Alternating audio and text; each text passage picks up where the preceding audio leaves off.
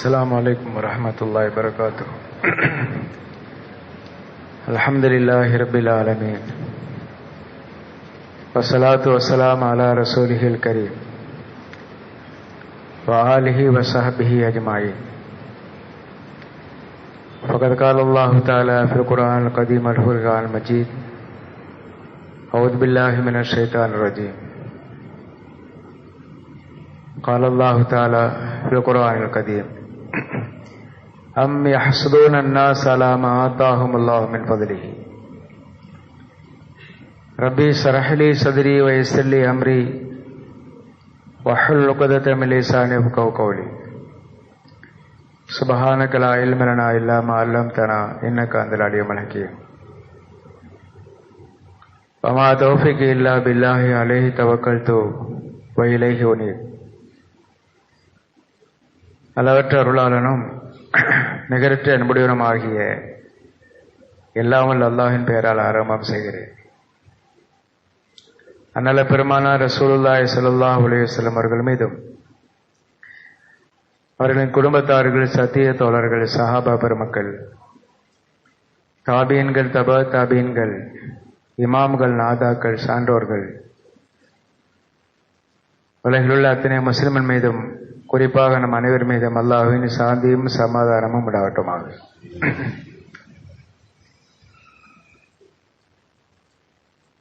அல்லாஹு தஆலா அவனது அருள்மறையின் மூலமாக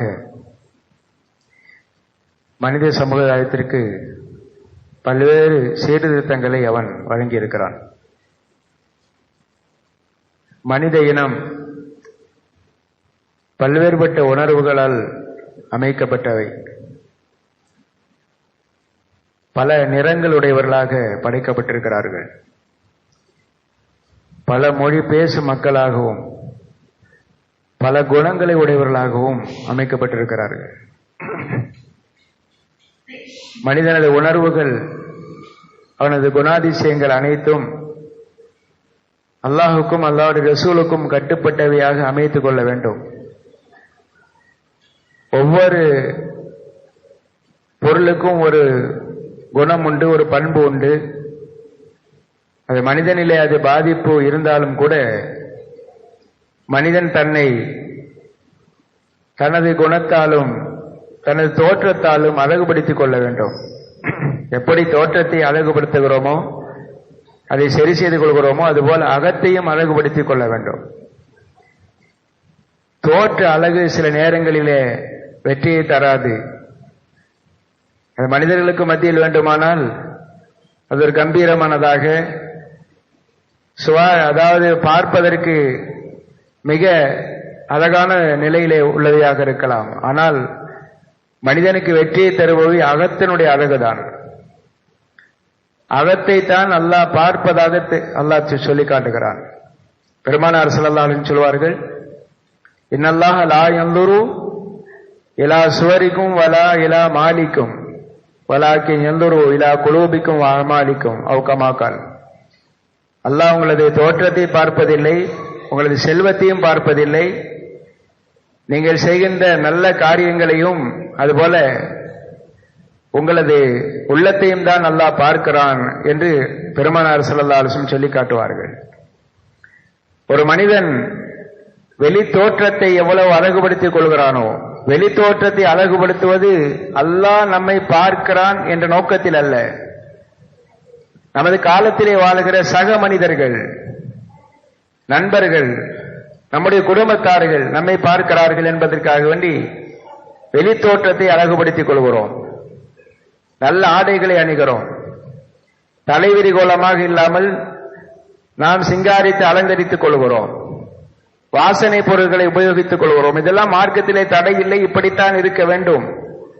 ஒரு மனிதனுடைய தோற்றம் அழகானதாக இருக்க வேண்டும். அல்லாஹ் மனிதனை கண்ணியமான படைப்பாக படைத்திருக்கிறான்.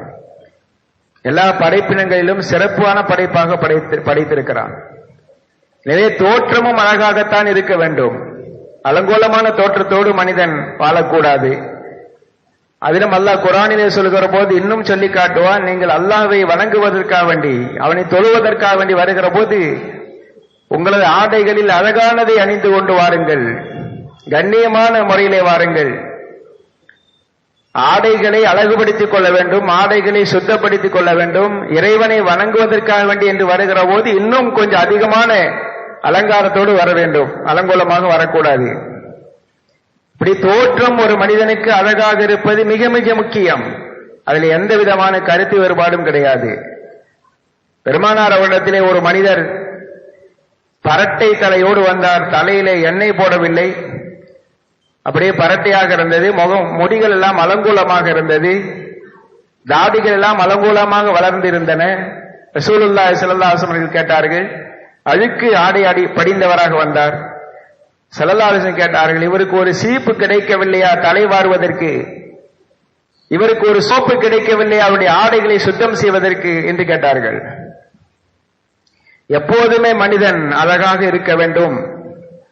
மனிதர்களுக்கு மத்தியில் மட்டுமல்ல, அல்லாஹும் அதைத்தான் விரும்புகிறான். இன்னல்லாஹ ஜமீலுன் யுஹிப்புல் ஜமால. அல்லாஹ் அழகானவன், அழகானதையே அல்லாஹ் விரும்புகிறான்.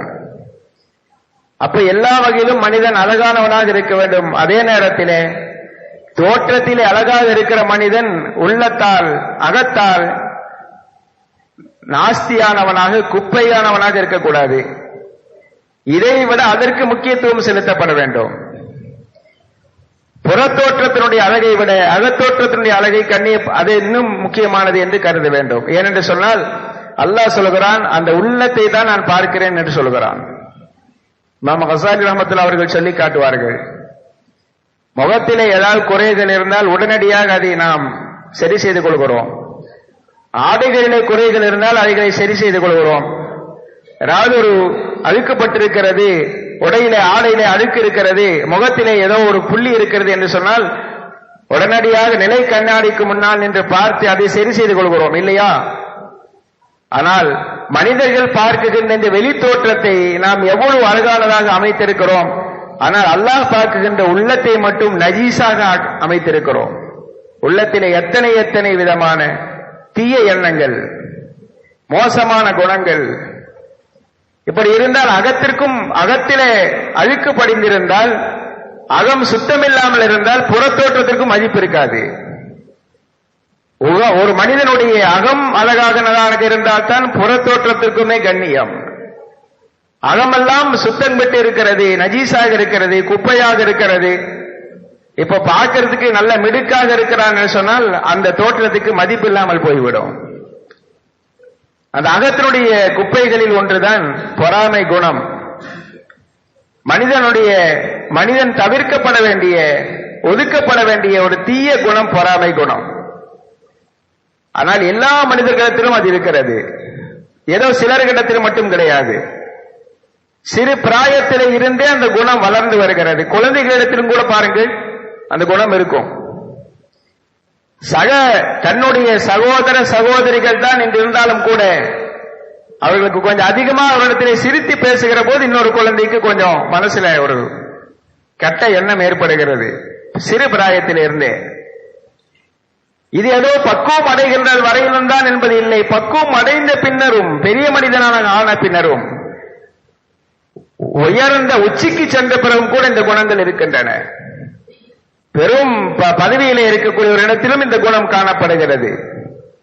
எந்த மனிதனும் இதை விட்டு வைப்பதில்லை.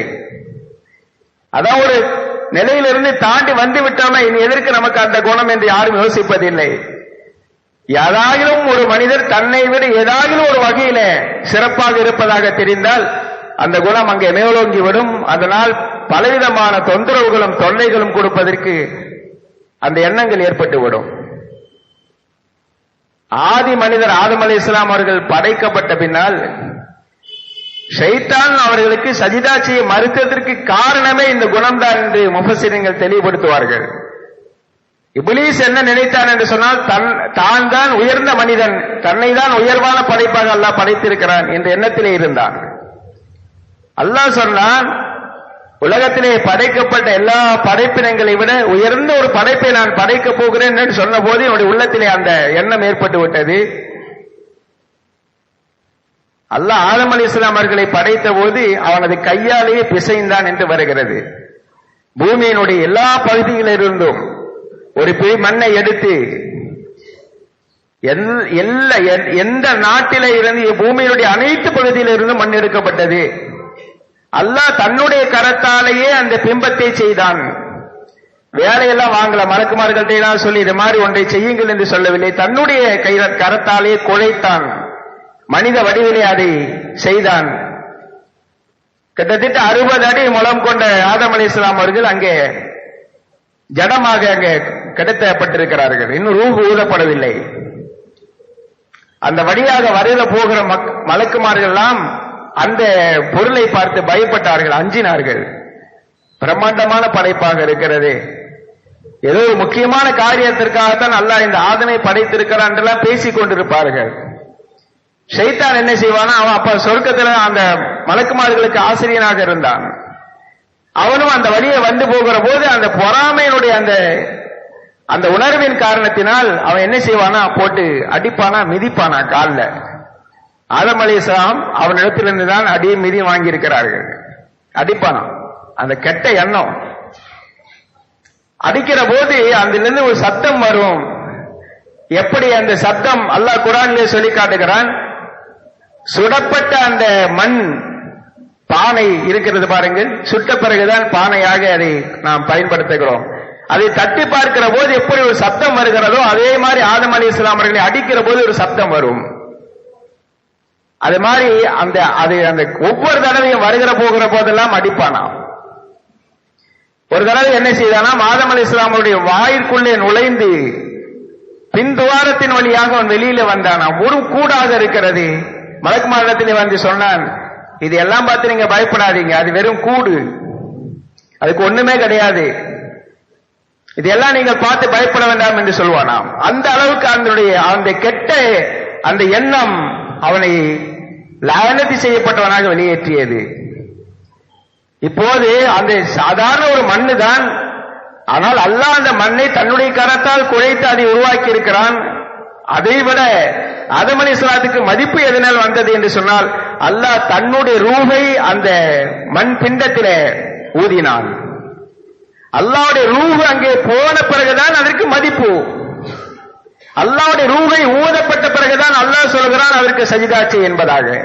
அந்த மண்ணுக்கு சஜிதா செய்ய சொல்லவில்லை. அல்லாஹ்வுடைய ரூஹ் அதிலே இருக்கிறது, அந்த ரூஹுக்கு கனி பணி என்று சொல்லி அல்லாஹ் கட்டளையிடுகிறான். மலக்குமார்கள் உணர்ந்து கொண்டார்கள், இந்த அல்லாஹ்வுடைய ரூஹு இதிலே ஊதப்பட்ட காரணத்தினால் இதனுடைய மதிப்பு கூடிவிட்டது. அதன் காரணமாக அது சரியா செய்வது தகும்தான், சரியானதுதான் என்று மலக்குமார்கள் விளங்கிக் கொண்டார்கள். ஆனால் ஷைத்தான் அந்த ரூஹை அங்கே கவனிக்கவில்லை, அந்த மண்ணை மட்டும்தான் பார்த்தான், அதனால் மதிக்கவில்லை.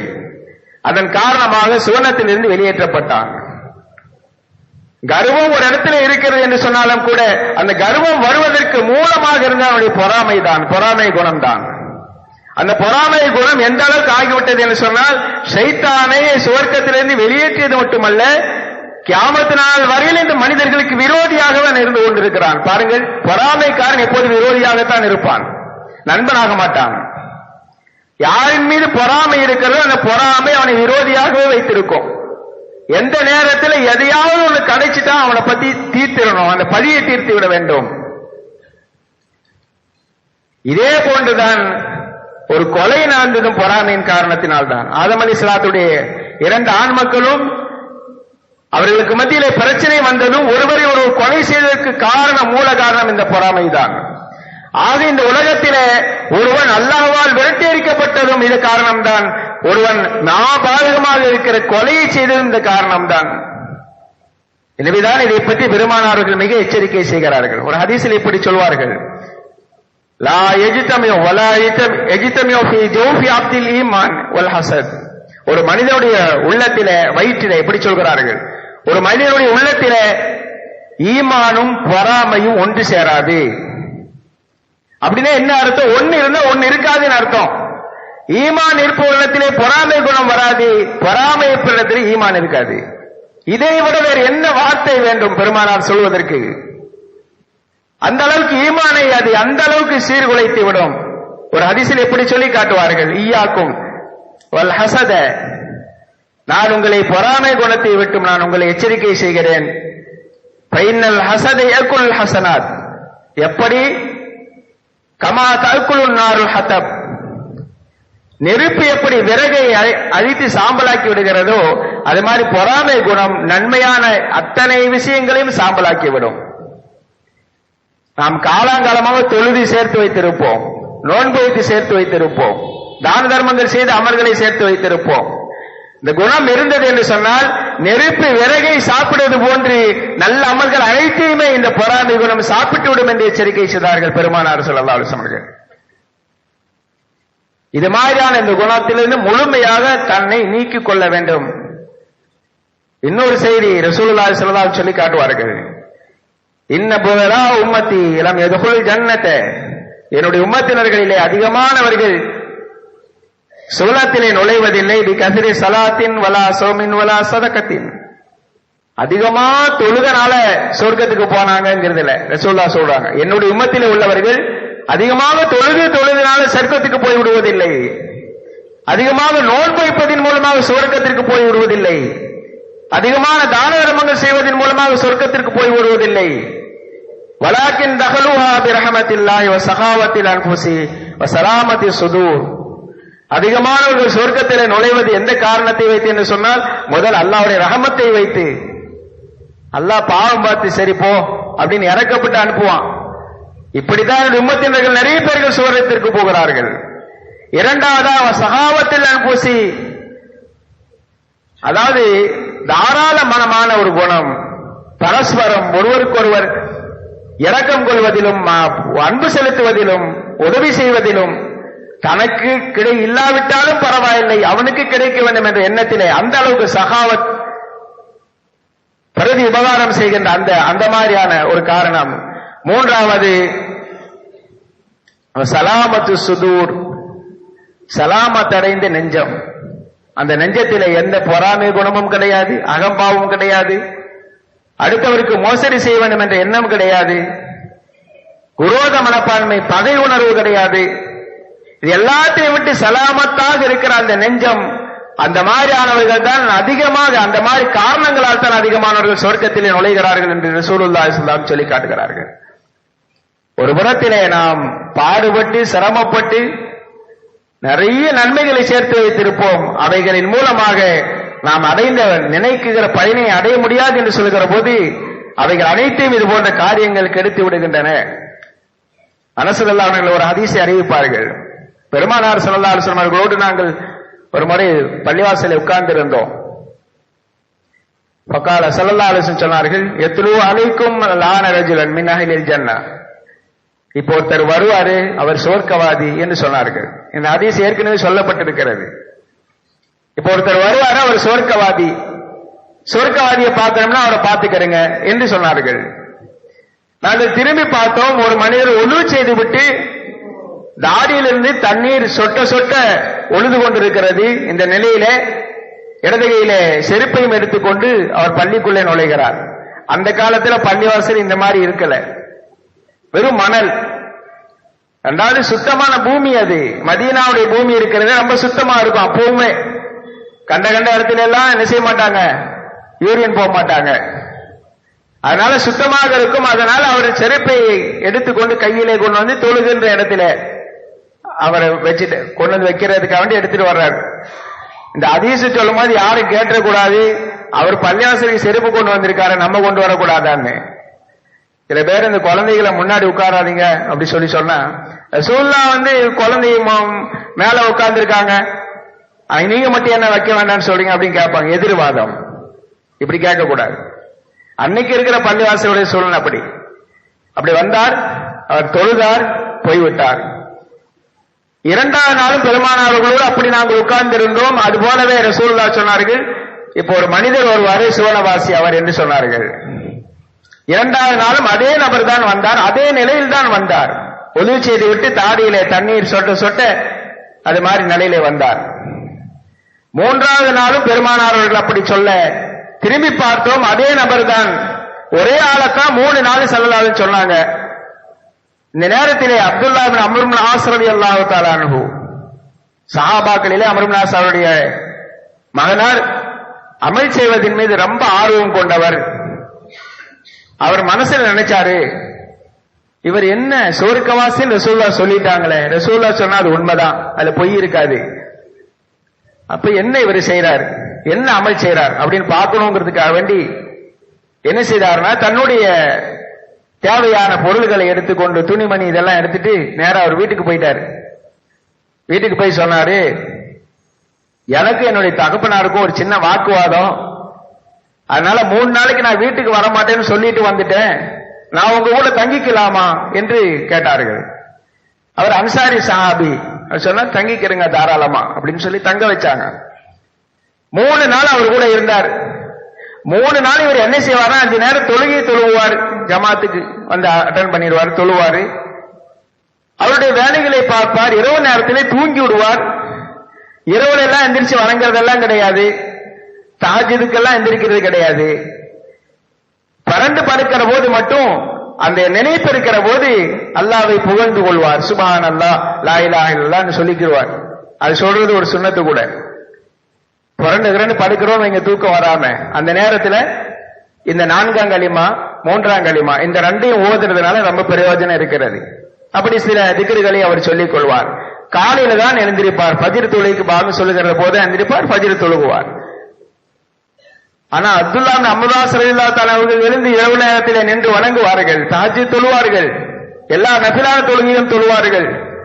இவர்களை பற்றி வைத்து பார்க்கிற போது அவருடைய அமல் குறைவாக இருக்கிறது இல்லையா?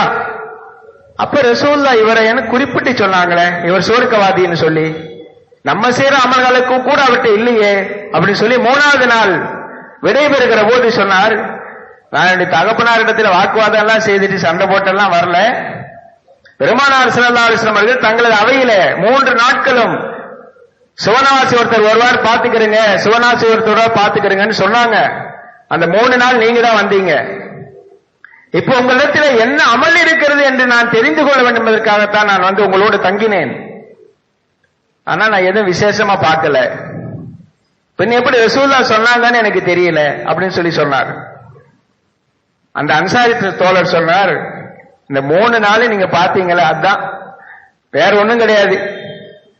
தனிப்பட்ட முறையில் எந்த அமலும் செய்யறது கிடையாது, இதுதான் என்னுடைய அமல் என்று சொல்லிவிட்டு, ஆனால் ஒன்றே ஒன்று என்னிடத்தில் இருக்கிற ஒரு சிறந்த பண்பு என்னவென்று சொன்னால், அல்லாஹ் தஆலா யாருக்கு எந்த ஒரு, அதாவது முஸ்லிம்கள் யார் மீது நான் கெட்ட எண்ணம் கொள்வதில்லை, முஸ்லிம்கள் மீது யார் மீதும் கெட்ட அபிப்பிராயம் கெட்ட எண்ணம் கொள்வதில்லை. அதே போல வலா அஹ்ஸத அஹதன் அலா கைரின் ஆதா அல்லாஹு இய்யாஹு, அல்லாஹ் தஆலா யாருக்காவது நியாமத்துகளை கொடுத்திருந்தால் அதை கண்டு நான் பொறாமை அடைந்ததும் இல்லை. நான் பொறாமைப்படுகிற பழக்கமும் கிடையாது, யாரின் மீது கெட்ட எண்ணமும் எனக்கு கிடையாது. இதுதான் என்னிடத்தில் இருக்கக்கூடிய ஒரு விசேஷமான தன்மை என்று சொன்னபோது அப்துல்லா இப்னு அம்ர் ரலியல்லாஹு அன்ஹு சொன்னார்கள், ஹாதிஹி அல்லதி பலஅத் பிக வஹில்லதி லா நுதியகு, இந்த குணம்தான் உங்களை சுவனவாதியாக ஆக்கியிருக்கிறது என்று நான் எண்ணுகிறேன் என்று சொன்னார்கள். எந்த அமல் விசேஷமாக அதிகப்படியாக செய்யாவிட்டாலும் பரவாயில்லை, மாங்கு நின்று தொழுகிறோம், மாங்கு நோன்பு வைக்கணும், இதனாலதான் சொர்க்கத்தை அடைய முடியும் என்பதெல்லாம் இல்லை. ஒரு மனிதன் தன்னுடைய உள்ளத்தை பரிசுத்தப்படுத்திக் கொண்டான், இது மாதிரியான குரோதமான எண்ணங்களின் மூலம், தவறான எண்ணங்களின் மூலம் தன்னை விடுவித்து தன்னை மனதை சுத்தப்படுத்திக் கொண்டால் சுவனம் அவனை ஆசைப்படும், சிரமம் இல்லாமல் சுவனத்திலே நுழைந்து விடலாம். எனதான் ரசூலுல்லாஹி ஸல்லல்லாஹு அலைஹி வஸல்லம் சொல்லி தருவார்கள், தப்ப இலைக்கும் தாவுல் உம்மி கபலக்கும், உங்களுக்கு முன்னால் உள்ள சமூகத்தின் மீது என்னெல்லாம் குணங்கள் இருந்ததோ அது போன்று உங்களின் மீதும் இருக்கும் என்று நான் நினைக்கிறேன். நீங்கள் அந்த மாதிரி வருவீங்க. முன்னால் உள்ள சமூகத்தினர்கள் யூதர்கள் கடும் பொறாமை குணமுடையவர்கள். அந்த பொறாமையின் காரணத்தினால்தான் ஈசா அலைஹிஸ்ஸலாத்தை அவர்கள் கொலை செய்தார்கள், அதாவது சிலுவையில் அறைவதாக அவர்கள் தரத்தி கொண்டு போனார்கள். அல்லாஹ் காப்பாற்றினான். என்னன்னா, ஈசா நபி அவர் நபி, அல்லாஹ்வுடைய ரசூலா, அவர் ஒரு சாதாரண குடும்பத்திலே பிறந்தவர், அதுவும் தந்தை இல்லாமல் பிறந்தவர், இவருக்கெல்லாம் நபி பட்டம் கிடைக்கிறதா அப்படிங்கிற எண்ணம். யூதர்களை பற்றி அல்லாஹ் சொல்லுகிற போது குர்ஆனிலே சொல்லி காட்டுவான், அம் யஹ்சுதூன் அன்னாஸ அலா மா ஆதாஹுமுல்லாஹு மின் ஃபத்லிஹி, அல்லாஹ்வுடைய அந்த சிறப்பிலிருந்து வழங்கப்பட்டதற்காக வேண்டி நீங்கள் பொறாமை கொள்கிறீர்களா என்று கேட்பான். ஏன்னா யூதர்கள் ரசூலுல்லாஹ் மீது கடும் பொறாமை வைத்திருந்தார்கள். அல்லாஹ் குர்ஆனிலே சொல்லி காட்டுவான், ஒரு தந்தை தன்னுடைய பிள்ளை எப்படி அறிவானோ, ஒரு பிள்ளை தன்னுடைய தந்தை எப்படி அறிவானோ, அதைவிட கூடுதலாக ரசூலுல்லாஹை பற்றி அவர்களுக்கு தெரியும். இருந்தாலும் அவர்கள் ஏன் அவர்கள் ரசூலுல்லாஹை ஏற்றுக்கொள்ளவில்லை என்று சொன்னால் அந்த பொறாமை தான் அவர்களை தடுத்து விட்டது. ஏன்னா அதுவரையிலும் ஈசா நபி வரையிலும் இப்ராஹிம் அலைஹிஸ்ஸலாம் அவர்கள் தொடுத்து, ஈசா நபி வரையிலும் மூசா நபி, சுலைமான் அலைஹிஸ்ஸலாம், தாவூத் அலைஹிஸ்ஸலாம், யஹ்யா அலைஹிஸ்ஸலாம், ஜக்கரியா அலைஹிஸ்ஸலாம் எல்லாருமே பனீ இஸ்ரவேலர்களே உள்ளவர்கள், யூத சமூகத்திலே உள்ளவர்கள். ரசூலுல்லாஹ் மட்டும் வேற அரபு வம்சத்திலே பிறந்து விட்டார்கள். நுபுவத் என்பது அடுத்த இடத்திற்கு போய்விட்டது என்ற பொறாமை தான் அவர்களை ஈமானை ஏற்றுக்கொள்வதற்கு தடையாக இருந்தது. அதன் காரணமாக அவர்கள் இந்த உலகிலே சபிக்கப்பட்ட சமுதாயமாக ஆகிவிட்டார்கள். அதுபோலத்தான் தாயிஃபுக்கு பெருமானார் ஸல்லல்லாஹு அலைஹி வஸல்லம் பயணம் போய் இஸ்லாத்தை எத்தி வைக்கிற போது அந்த தலைவர்கள் என்ன சொன்னார்கள்? குர்ஆன் ஹதீஸிலே பதிவு செய்யப்பட்டிருக்கிறது, எங்களை எல்லாம் அல்லாஹ்வுக்கு தெரியலையா, கண்ணுக்கு தெரியலையான்னு கேட்டாங்க. நாங்கள் இந்த சமூகத்தினுடைய தலைவர்களாக இருக்கிறோம், இந்த சமூகத்தினுடைய உயர்ந்த அந்தஸ்திலே இருக்கிறோம், எங்களெல்லாம் நபியாக அனுப்புவதற்கு அவனுக்கு தெரியலையா, உன்னைத்தான் நபியாக அனுப்பினானா என்று கேட்டார்கள். அது பொறாமையின் மூலம் ஏற்படுகின்ற வெளிப்படுகிற வாசகங்களாகும். இது மாதிரியான காரணத்தால் அவர்கள் நேர்வழி வருவதை விட்டு அவர்கள் தடை செய்யப்பட்டார்கள். இப்படி உலகத்திலே நமக்கு ஒவ்வொருத்தருக்கும் அந்த தடை இருக்கிறது. நாம் யார் மீது பொறாமைப்படுகிற போது நமக்கு ஏற்படக்கூடிய நன்மை அதனால் தடுக்கப்பட்டு விடும், அதை நாம் உணர்வதில்லை. எத்தனையோ விஷயங்கள் அப்படி தடைகள் ஏற்பட்டிருக்கலாம். அவன் கொஞ்சம் கூட சம்பாதிச்சுட்டு போறான், நமக்கு என்ன இருக்கிறது? அல்லாஹ் அவனுக்கு கொடுத்திருக்கிறான், அவன் அனுபவிச்சுட்டு போறான். அதன் காரணமாக இமாம்கள் சொல்வார்கள், அல்லாஹ் ஒரு மனிதருக்கு நியாமத்தை கொடுக்கிற போது அந்த நியாமத்தின் மீது நீ என்ன பொறாமைப்பட வேண்டிய அவசியம் இருக்கிறது? அது அவனால கொடுத்தது. உன்னுடைய தாய் தந்தையர்கள் மூலமாகவோ அல்லது சந்ததிகள் மூலமாகவோ அது அவனுக்கு கிடைக்கப்படவில்லை. அல்லாஹ் கொடுக்கிறான் ஒரு மனிதனுக்கு இந்த உலகத்தில் அந்தஸ்தையும் பணத்தையும் பதவியையும் எல்லாமே அவன் கொடுக்கிறான். அவனுக்கு கொண்டு பொறாமைப்படுவது உனக்கு என்ன அதிகாரம் இருக்கிறது? இந்த குணம் நம்மை மென்மேலும் கீழ் நோக்கித்தான் கொண்டு போகும் என்பதனை பல ஹதீசுகளின் மூலமாக நாம் தெளிவாக உணர்ந்து கொள்கிறோம் அன்புக்குரியவர்களே. எனவேதான் பெருமானார் அவர்கள் சொல்லி காட்டுவார்கள், லா யஸாலு நாஸு பிகைரின் மாலம் யதஹாசது.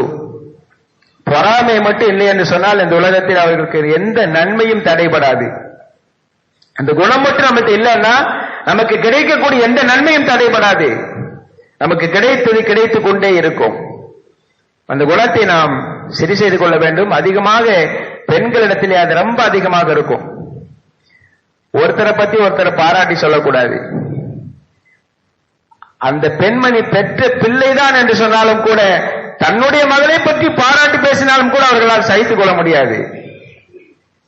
அடுத்த தன்னுடைய சகோதரிகளையோ மற்றவங்களையோ யாராவது ஒரு சின்ன விஷயம், ஒரு சமையல் பண்ணி இருக்கிறார்கள் நன்றாக இருக்கிறது என்று சொன்னாலும் கூட அவர்களால் பொறுத்துக் கொள்ள முடியாது. அப்ப எவ்வளவு நாள் நான் செஞ்சது என்ன, நாங்க பண்ணது என்ன அப்படின்னு வந்துடும். இது அவர்களிடத்தில் அதிகமாக காண கிடைப்பதாகும். எனவேதான் அந்த நிலையிலே வருகின்ற பிள்ளைகளும் அது போன்ற எண்ணங்களிலே வருகிறார்கள். சின்ன வயசுல இருந்தே அதை தடுக்க வேண்டும். நம்ம நினைக்க கூடாது சின்ன வயசு தானே, அது பரவாயில்ல, போக போக சரியாகணும்னு நினைக்க கூடாது. அது மரம் போல வளர்ந்து வரும். பிற்காலத்தில் அவர்கள் வயதாக ஆக ஆக அந்த வயதுக்கு ஏற்ற வளர்ச்சி அதிலும் உண்டாகும். அதன் காரணமாக பலவிதமான பாதிப்புகளுக்குள் ஆவார்கள். எனவேதான் குறிப்பிட்டு சொல்வார்கள், பொறாமை குணம் உள்ளவன் மனோ நோயாளி தான். அது ஒரு வியாதி, மனநோய். அது வந்துவிட்டது என்று சொன்னால் சீக்கிரம் அதை சிகிச்சைப்படுத்திக் கொள்ள முடியாது. அதைத்தானே சொல்லுவார்கள், பாம்புக்கு பல்லில தான் விஷம், தேலுக்கு கொடுக்கல தான் விஷம், பொறாமைக்காரனுக்கு உடம்பு முழுவதும் விஷம். அந்த அளவுக்கு அந்த பொறாமை மனிதன் அந்த அளவுக்கு ஆக்கிரமித்துக் கொள்ளும். எனவேதான் அந்த குணம் முழுமையாக மனதிலே இருந்து வேறெடுக்கப்பட வேண்டிய ஒன்று. நமது அமல்களையும் அது சாப்பிட்டு விடுகிறது, நமது நிம்மதியும் அது சாப்பிட்டு விடுகிறது. பொறாமை குணம் கொண்டவன் என்னைக்குமே மகிழ்ச்சியாக இருக்க முடியாது. மனதிலே அவனுக்கு உறுத்தல் இருந்து கொண்டே இருக்கும். இமாம் கசாலி ரஹ்மத்துல்லாஹி அவர்கள் சொல்லி காட்டுவார்கள், யாரின் மீது அவன் பொறாமை கொள்கிறானோ அவனுடைய அந்தஸ்தை அல்லாஹ் உயர்த்தி கொண்டே இருப்பான். இவனுக்கு அதை பார்க்க பார்க்க இன்னும் எரிச்சல் அதிகமாயிட்டே இருக்கும். இவன் மரணிக்கின்ற வரை அந்த நோயிலே தான் அவன் கிடப்பானே தவிர அதிலிருந்து வெளியேற முடியாது. அது மாதிரி அல்லாஹ் அப்படி செய்வான். யாரின் மீது அனாவசியமாக நாம் பொறாமை கொண்டு கொண்டே இருக்கிறோமோ அவர்களுடைய அந்தஸ்தை உயர்த்துவான். அவர்களுக்கு நியாமத்துகள் இன்னும் அதிகம் அதிகம் கொடுத்து கொண்டிருப்பான். பார்க்கிற போதெல்லாம் இன்னும் நமக்கு என்ன செய்யும், எரியும் நெருப்புல எண்ணெய் ஊத்துறது போல இன்னும் உள்ளம் எரிந்து கொண்டே இருக்கும். இது மாதிரியான பாதிப்புகள் அதில் இருக்கிறது. எனவேதான் அந்த குணத்திலிருந்து முழுமையாக வெளியேறிவிட வேண்டும். அது தீங்கான ஒரு குணம். ஆனால் ரெண்டு விஷயத்துல பொறாமப்படலாம் ஹதீஸ் வருது. அது பொறாமை அல்ல. ஒன்று, அல்லாஹ் தஆலா ஒருவனுக்கு இல்லா லா ஹஸத இல்லா ஃபில் இஸ்னைனி இல்லா ஃபி இஸ்னைனி ரஜுலுன் ஆத்தாஹுல்லாஹு மாலன் ஃபஸல்லத அலா ஹலகதி ஃபில் ஹக்கி. அல்லாஹ் ஒருத்தருக்கு பொருளை கொடுத்திருக்கான். அவர் தாராளமா அந்த பொருளை மார்க்க விஷயங்களுக்காக சத்தியத்திற்காக வேண்டி செலவு செய்கிறார். அவரை பார்த்து என்ன செய்யலாம்? இந்த மாதிரி எனக்கு இருந்தா நானும் செலவு செய்வேனே அப்படின்னு நினைக்கலாம். அது பொறாமை அல்ல. இன்னொருக்கு அல்லாஹ் இல்மை கொடுத்திருக்கிறான். அந்த இல்மின் மூலம் அல்லாஹ் அவர் நிறைய பேர்களுக்கு பிரயோஜனப்படுகிறார், நிறைய நன்மைகளை செய்கிறார். அப்ப நினைக்கலாம், அவனை மாதிரி நமக்கு இல்ம இருந்தா, அல்லாஹ் இல்ம தந்திருந்தா நம்மளும் அப்படி பல பேருக்கு போதிக்கலாமே, சொல்லிக் கொடுக்கலாமே அப்படின்னு நினைக்கலாம். இந்த இரண்டை தவிர வேற எதற்காகவும் பொறாமை கொள்வது மார்க்கத்திலே தடை செய்யப்பட்டது, ஹராமாகும். பொறாமை குணம் நீடிக்குகின்ற நேரம் வரையிலும் ஹராமான பாவம் நமக்கு எழுதப்பட்டுக் கொண்டு வருகிறது என்பதை மனதிலே நிறுத்த வேண்டும். எனவே அந்த எண்ணம் வருகிற போது அதைகளை உடனடியாக அதை தொடைத்து எரிந்து விடுகிற அந்த நிலையை பயிற்சியை நாம் மேற்கொள்ள வேண்டும். வல்லரஹ்மான் அதுபோன்று நம்முடைய அகத்திலே இருக்கிற இது போன்ற தீய குணங்களை முழுமையாக நீக்கி கண்ணியமான மனிதனாக எப்படி படைத்திருக்கிறானோ அதுபோல கண்ணியமான மனிதனாகவே அல்லாஹ்வை சந்திப்பதற்குரிய அந்த வாய்ப்பினை அல்லாஹ் நம் அனைவருக்கும் வழங்கி அருள்வானாக. கேட்டுக்கொண்டு இந்த உரையை நிறைவு செய்கிறேன். வாஹிர் தவானா அல்ஹம்துலில்லாஹி ரப்பில் ஆலமீன். அஸ்ஸலாமு அலைக்கும்.